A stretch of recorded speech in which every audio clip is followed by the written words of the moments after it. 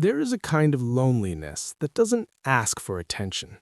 It doesn't show up loudly, it doesn't interrupt your day, and it doesn't demand to be noticed. It simply exists, quietly, gently, almost invisibly, in the lives of grandparents who once meant everything to someone. They wake up early, often before the sun rises, not because they have somewhere to be, but because sleep doesn't come as easily anymore. The house is still. The walls don't echo with laughter like they used to.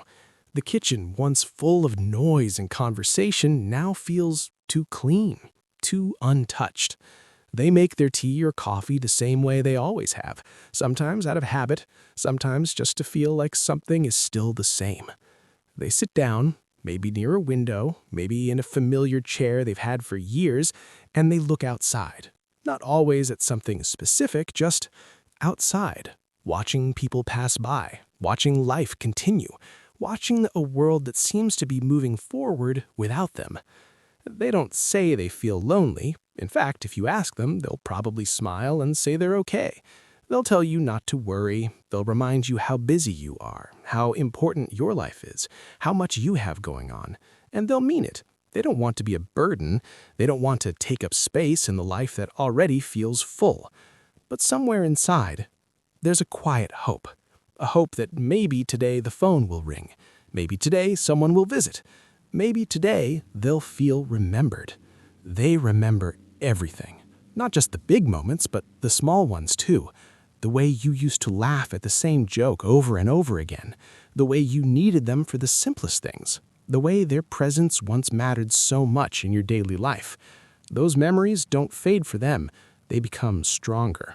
Because when the present becomes quiet, the past becomes louder. They replay those moments not because they're stuck in the past, but because those moments remind them of who they were.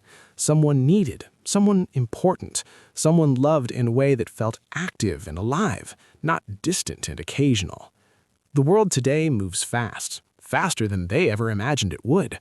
Conversations are shorter, visits are rarer, and connections are often reduced to a quick message or a missed call. For them, it's confusing. Not because they don't understand technology, but because they don't understand how something so small replaced something so meaningful. A message is not the same as a conversation. A reaction is not the same as presence. And silence feels much louder than it does to us. They notice the gaps, the long pauses between calls, the days that turn into weeks, and weeks that quietly become months. They don't complain about it. They don't remind you. They simply adjust, the way they've always adjusted to everything in life. But adjustment doesn't mean it doesn't hurt. Sometimes they pick up the phone, scroll through contacts, and pause at your name, not because they don't want to call, but because they don't want to disturb you. They wonder if you're busy. They assume you probably are. So they put the phone down and tell themselves, maybe later. Later often becomes never. They miss the little things more than anything else.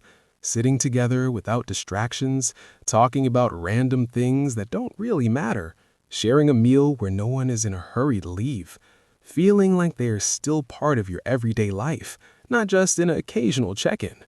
They don't need hours. They don't need perfect conversations. They don't even need you to have the right words. They just need to feel included. Time feels different for them. The single day can feel long. A quiet evening can feel endless. Waiting carries a different weight when you don't know if something you're waiting for will actually happen. And still, they wait. Not out of expectation, but out of love, because love for them has always been patient. One day, without realizing it, the roles reversed.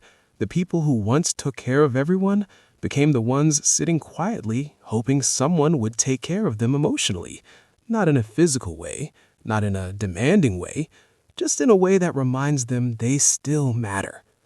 And the hardest part is, they won't ask for it.